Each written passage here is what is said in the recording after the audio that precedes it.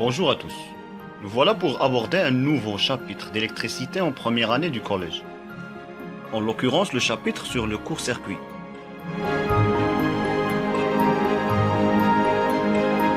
Dans les installations électriques domestiques, un court-circuit est un phénomène électrique qui se produit notamment lorsque deux fils électriques sont mis en contact direct, le plus souvent suite à un défaut d'isolation. Il se traduit par une augmentation brusque de l'intensité du courant qui peut aller jusqu'à provoquer un incendie. Alors, comment cette situation de court-circuit peut-elle se produire et quels sont les risques?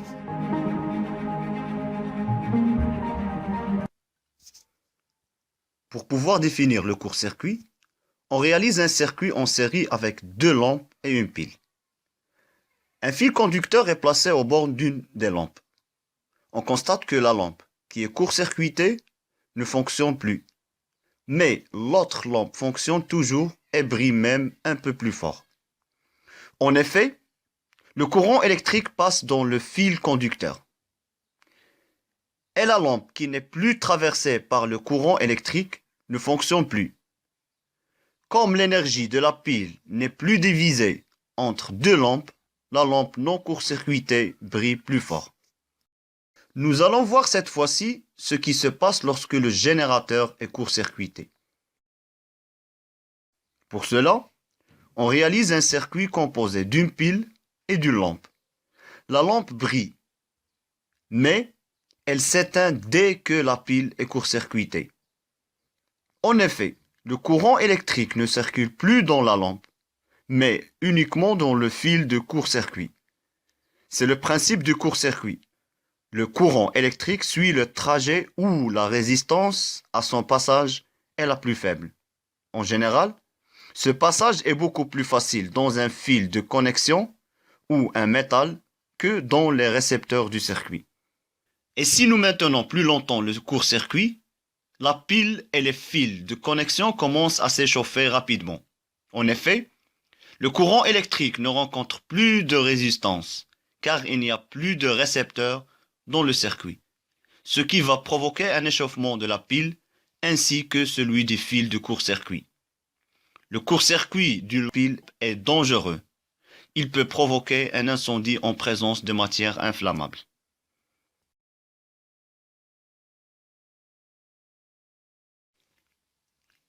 Nous allons maintenant étudier l'effet d'un court-circuit sur les dipôles d'un circuit en série.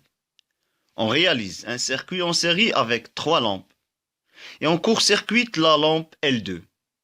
L2 ne s'allumera pas, mais les autres lampes fonctionnent toujours et brillent même un peu plus fort.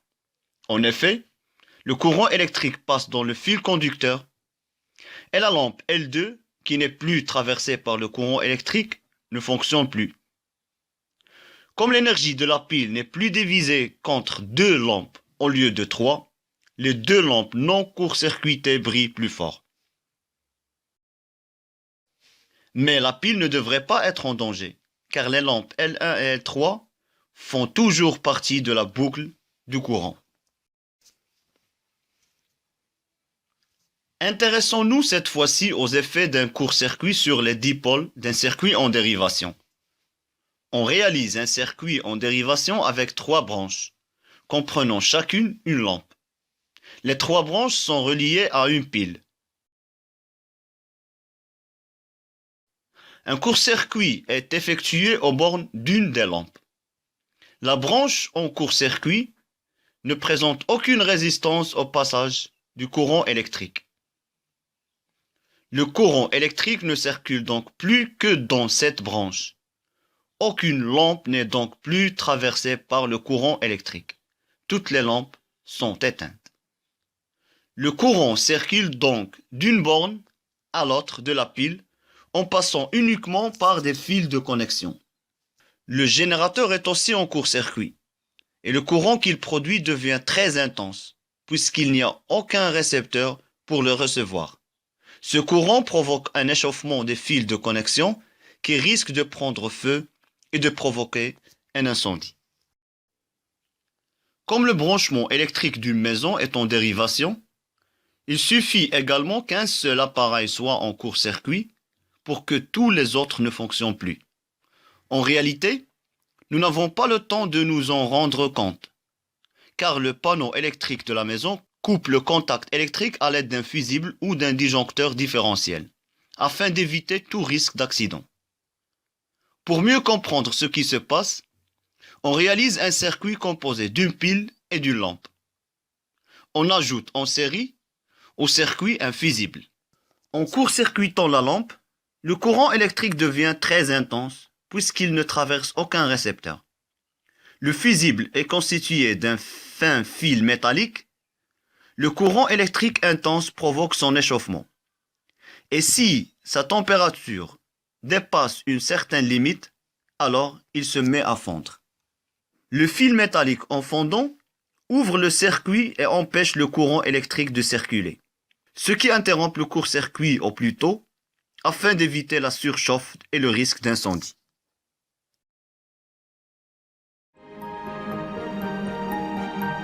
Voilà, cette vidéo est terminée, j'espère qu'elle vous a aidé. Je vous dis à très bientôt pour le prochain chapitre. Salut!